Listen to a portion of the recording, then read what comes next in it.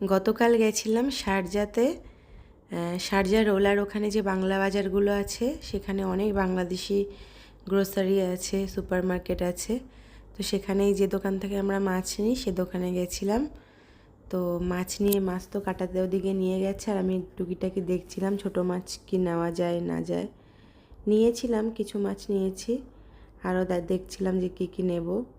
দেখুন, পুঁটি মাছ থেকে শুরু করে মৌরালা মাছ, কাচকি মাছ, বান মাছ, সমস্ত কিছু পাওয়া যায়। সব মাছ, দেশি চিংড়ি, বড় চিংড়ি, আর এই পুঁটিগুলো দেখুন কত বড় বড়। সমস্ত মাছ এখানে কিনতে পাওয়া যায়, কিন্তু সেগুলো সব ফ্রোজেন। ওই গিয়ে জলে ভেজাতে হয়, তারপর আবার মাছের মতো নরম হয়, তারপর ভেজে রান্না করতে হয়। মানে বিদেশে বসে এইটুকু পাওয়া যাচ্ছে, তাই কত কথাই বলে না, নাই মামার থেকে কানা মামা ভালো।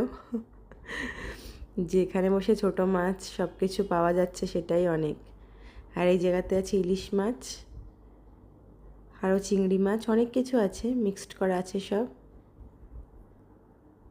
বলে তো এগুলো বাংলাদেশের ইলিশ, বলতে পারবো না কোথাকার ইলিশ ঠিকঠাক।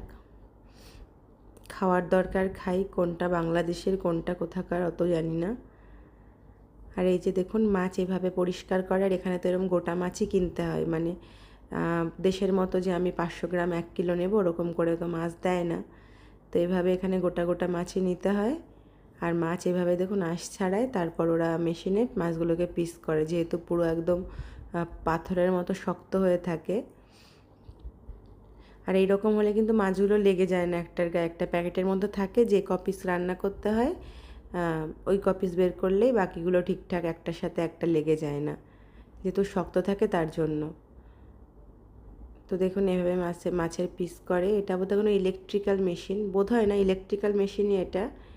এভাবেই সব মাছগুলো টুকরো টুকরো করবে। তো এখন আমাদের মাছই কাটছে, আর আমি বলে দিচ্ছিলাম কীরম করে কাটবে, আর ও আমাকে দেখাচ্ছিল যে এরম কীরম পিস হবে।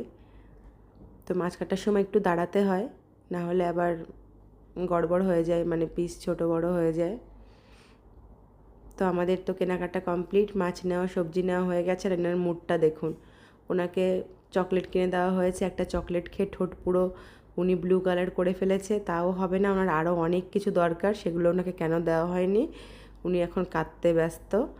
তো এখন যাচ্ছি আমরা বাড়ির দিকে, বাজারঘাট আমাদের কমপ্লিট। শুধু ঢংটা দেখুন, ঢং করে করে কাঁদতেই থাকবে, কাঁদতেই থাকবে।